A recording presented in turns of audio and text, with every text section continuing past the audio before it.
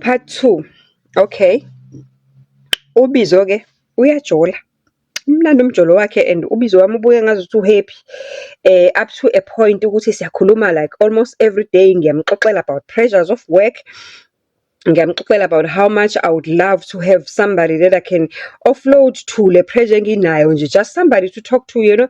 It always makes a difference. Naye uyangixoxela ngomjolo wakhe ngapha ukuthi umjolo wakhe uhappy nani and everything. Ungixoxela to a point ukuthi sengize ngiyakhala mina ukuthi hayi nami ngiyafisa ukuba nomuntu Nkosi yami, you know, umuntu nje okwazi uku-offloada kuyena. Abese yasuggesta kubiza ukuthi ke biza akudilize ama standards, awuhlise uthi ukuhlisa kancane ubufundiswa. Just go for somebody that is going to be here, that is willing to be in your life and love you. End of the story. And see what's going to happen. Ayike nangempela ke kwenzeka ukuthi ngizithole ngikuleso simo ke. Amfake ke lo muntu ubizwa angitshela ukuthi hayike khona umuntu kanje. Ubhuti wakhona is some kind of a celebrity ekhathele. Yabona lama celebrity akhathele adume ngokuba ama fans, super fans. Yabona labantu ekuthiwa ama super fans, ama super supporters of amaqembu athile ebhola. So ubhuti wakhona udume ngalezo zinto ke, and to a point ukuthi njengoba edume ngalezo zinto, udume ngalezo zinto to a point ukuthi uze abize ngisho ngesikhathi kusekhona anganoma sasekhona yena on air uRobert Marawa. Uzabize ko Super Sports ko Robert Marawa show ukuthi akazo analyze ama games athile. So in his own right yena uzibona nje a celebrity nje. Well, that's a story for another day. Kodwa ke okubalekile ukuthi ngi-introduce ke kulomuntu kuthiwe nje ekuthiwe mina angihlise ama levels angithi ukuze ngizobona ukuthi life izongithatha ngibekephi mangihlisa ama levels. Hayi ngi-introduce kubhuti, sikhulume a couple of weeks, siyakhuluma masikhuluma siya-connecta kumnandi, is talkative, ufana nami nje, siyazixoxela, so-operezile, so-2 sinendaba, so-2 hayi sixoxa kuze kufikelele at a point whereby ukuthi kufanele phela asikwazi ukuxoxa online over the phone wire kuphelele nje emoyeni kanjalo. Something must happen at the end of the day. Khambe kufikelele isikhathi la discuss khona ukuthi sibonela kanjani ke ndoda athi omunye mina ngiseGoli, ngithi mina ngiseThekwini, but nje I'm flexible because I work from home full time. And I wake up, I sit on my seat and I work from home wire nje nging. So I'm flexible. I can even have you for a visit, but you know how it's like. You just don't want people to come and rock up in your house. Ungabazi.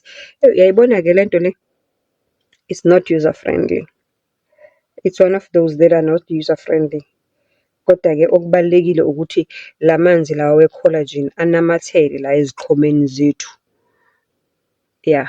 Kusho ukuthi ishibilikiswa ukuthi ubuso bami busoft, ake sithathe kanjalo ishibilikiswa ukuthi ubuso bami busoft, nokuthi mhlambe ngigcobe kakhulu mhlambe. Okay, so yeah, sihlanganiswa ke nomuntu, masiceda ukuhlanganiswa si-arrange ukuthi sihlangana kanjani.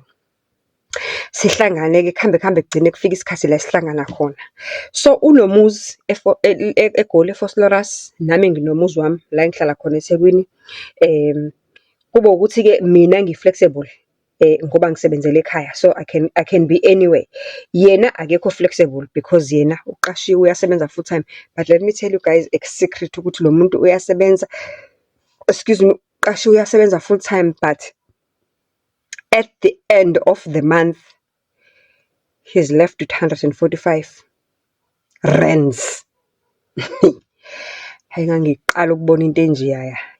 145 rands at the end of the month asala nawo after eholile wadonsa ama-debit wakhokha izikweleti, and on top of that unama loans enqwaba.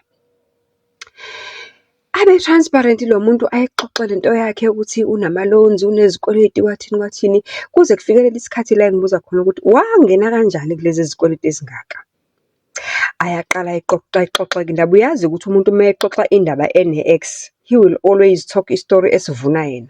Ayixoxa indaba ukuthi wayefuna uku-impressa, he has lived his life to impress people, that is why engenalutho yena makahlangana nomuntu ukhipha yonke into anayo, akhiphe yonke inhliziyo yakhe, akhiphe konke okusephaketheni, and loyo muntu loyo mengabe sehlukana naye wara yena usala engenalutho. So fast forward njengoba ngimbone ngathi akanalutho nje manje, it's because wazifaka esikweletini esingaphaya kwengqondo, isigaxa sesikweleti. Wahlangana nomuntu wesifazane, mekahlangana nalo muntu wesifazane wam-engage within a couple of months bazene, within a 3 months or something like that bazene, wam-engage. Uthe makam-engage, wam-engage wenza isiphihli se-surprise engagement party, wamthengela iringi ka-20,000, wamthengela imiswenko, wenza isiphihli sephathi, ikhekhe lakhona kuthiwa lubhazabhaza lekhekhe lika-5,000, inyama kuthiwa abantu bayidla baze bayibuka, utshwala baze bagida phezu kwayo. Mind you remember ukuthi ngithe kuwena lo muntu lo umuntu wabantu, umuntu one-backup ye-support ebholeni. So uma yenza into obvious kufanele a-impress labantu bakhe. Hayi lapho kuthiwa kwabizwa ama-sound, kwaharishwa ama-sound, izingqovungqovu zama-sound, kwaharishwa amatende anjani. Kodwa-ke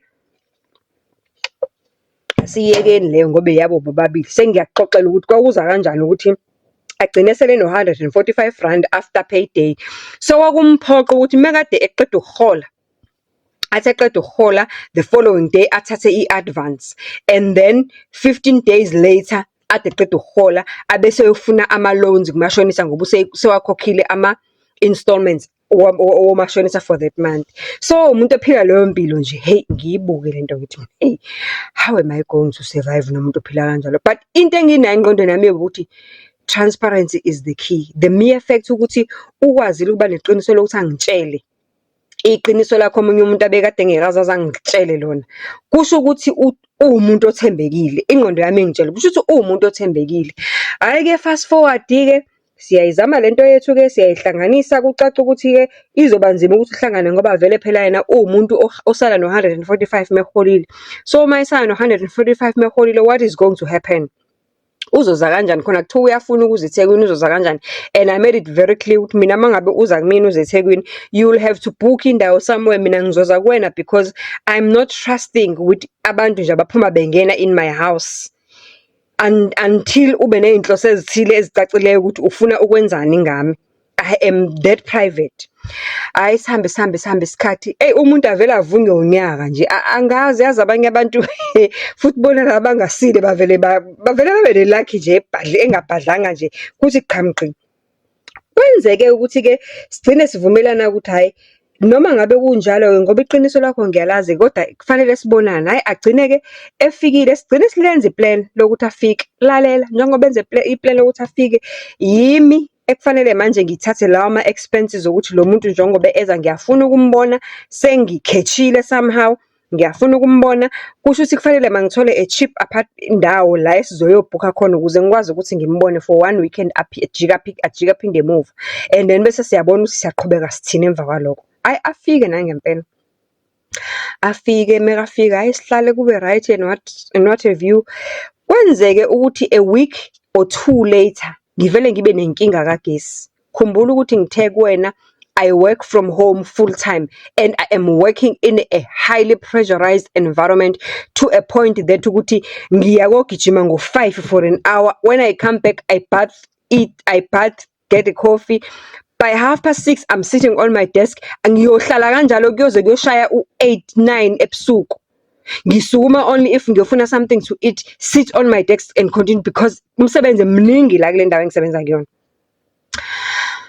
Hayi nangaleyo weekend nje ekhona kucaca nje ukuthi ngiyinto eloku ibhizi nje, so nje nesikhathi asikho kahle kodwa ke uyayi-understand, it's fine ngoba usekhona and ngimchazelile vele ukuthi I'm working in this highly pressurized environment. Okay. Avela benenhlanhla kugalakajana ndini lo. Avela benenhlanhla kuthi 2-3 weeks down the line ngivele nje ngibe indawo engihlala kuyona, ngisanda kufika kuyona, indlemile, isinawo ugesi, kodwa ngivele ngibe nenkinga engingazange ngize ngi-understand ukuthi ayimayelana nani. Kwakuvele kuhambe ugesi endaweni, ugesi wethu wawuhlupha in the whole area. Uvele uhambe ugesi kuphela 2-3 days ugesi uhambile, and kwakuthi uma uhambile kanjalo kuphela 2-3 days uhambile, i-Wi-Fi yami angikwazi ukuyi-accessa, angikwazi ukusebenza, ngine-frustration, and okuwesi kunawonke ukuthi uma sewubuyile ugesi emzini yabantu yonke kumina ungabuyi. Kweyami indlu ingabuyi and ngathi mangibuza amasipala ba explain ukuthi uline wami it's a new line, so yiwo lo new line lo isikhathi esiningi okuyiwona owisa ama transformer because umasipala as much as umasipala aware ukuthi indawo abantu inamba yabantu endaweni increasile but abafuni uku-increase inamba yama transformer, so labo line bawugesi bezindlu ezintsha yibo aba affecteka kakhulu whenever ugesi uhambile. Yenzeke lento ingifake enkingeni emsebenzini le ntombazane ingibizile ama-disciplinary hearing ngibe sabathe ngiyachaza ukuthi ngihlala ngedwa la ngihlala khona. It's a site and njoba kuyi-site kamasipala mengabe ngibacela ukuthi bazongilungisela angikwazi ukushiya ngekho muntu ngoba kusuke ngabe bezofika bezolungisa kusuke kufanele bafice umnikazi womuzi explain ukuthi kwenzakalani akhiphe namaphepha, so I cannot even ask somebody else to come and sit in for me so that azo attend abantu bakamasipala. Abantu bakamasipala bebefika bezongilungisela fanele bafike kukhona mina. Ibe issue lento kuze to a point la engaze ngadecide khona ukuthi angihambe ngiyohlala kagogo eMlazi up until umasipala athola isolution to this problem that I'm having, because seemingly i-problem ekhona eyami and a few other people abanga affecteki as much because abasebenzi njengami online, abasebenzi full time working from home full time. Ngihambe ngiyohlala kagogo ngimchazele ukuthi hayi ke njengamanje because nginenkinga 1 2 3 ngimchazele ukuthi kwenzakalani kuzofanele ukuthi ngihambe ngiyohlala kwenye indawo. So it so happen ukuthi ke manje ngiyohlala kagogo eMlazi kugcwele kunabantu kunomuntu omdala la asakwazi ukchatha ngalendlela besichatha ngayo nokuba naughty and everything yabo online nayo yonke into. Excuse me, and apart from that I'm behind manje ngomsebenzi because I've lost a couple of days ngingasebenzi kahle because of lo gesi on and off, ngoba uthi mawubuya ubuye 3-4 hours uphinde uhambe ubuye 3-4 hours uphinde uhambe. Sengiyinto nje hlezi isebenza ngamakhelwane and nami sengine stress ngingasathanda ukuthi ngizolowe ngisicefe kamakhelwane njalo mina ngiyocela ukuyosebenza ngamakhelwane ayibona lonto. So iqhubeke ke lento ke to a point ukuthi ngize ngihambe ngiyohlala kagogo, mengiyohlala kagogo ngihlala kagogo ngifike kube right vele umndeni engujwayele kusekhaya in fact nje ngihlale khona 2-3 weeks down the line athi hayi mina nje indaba yakho ukuthi uhlala kagogo angizwa kahle mina ngisakwazi ukushesa nawe ngendlela besijwayele ukukhuluma ngayo because kubusy lapha yana kugcwele izingane futhi obviously I was sharing i-bedroom nogogo, so asakwazi ukushesa kahle nje yabona nje ama complain enza isense vele. Ngithi ke so manje ufuna ukuthi kwenziwe njani ngoba phela this is the situation I am facing. As I'm facing this situation I have to ukuthi ngibekezele up until umasipala awulungisa ugesi wami fully ube right ungaphindi ungihluphe, ngoba bathembisile ukuthi there is something ezokwenzeka but it's not something ezokwenzeka overnight. Kuzofanele ngibekezele ngibanikeze a month or 3 khona izinto abazi-odile zama-transformer ukuthi ba-upgrade ama-transformer lawa existayo so that izokwazi ukuthi ukwazi ukuthwala umthamo wabo bonke abantu. Hayi ke sikhulumeke leyo futhi nakhona asilu sikhuluma kumnandi phela ngithi sikwi-honeymoon phase mina nomuntu wami. Sikhuluma nje kamnandi abe nama-suggestions ke ukuthi ke na or abuze ukuthi uma kungathiwa ngithi mina I've got 2 options, is either ngifaka i-generator or ngifaka i-solar, and i-solar for me is not an option because as you can see ngicabanga ukuthi niye-notice ukuthi niyabona ukuthi yabo indlu yami is a thatch roof, so if une-thatch awukwazi ukufaka i-solar, so i-solar for me was not an option. Apart from the fact that it's very expensive, I could not afford it at the time. On top of that, it's got thatch roof, and the only option that I had was the option generator. Athi ke yena umakhelwane wakhe used to work in a factory eyenza ama-generator.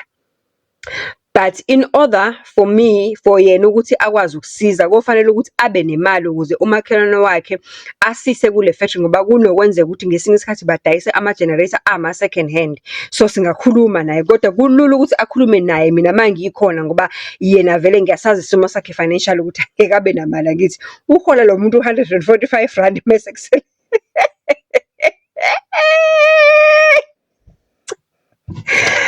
hayi bandla.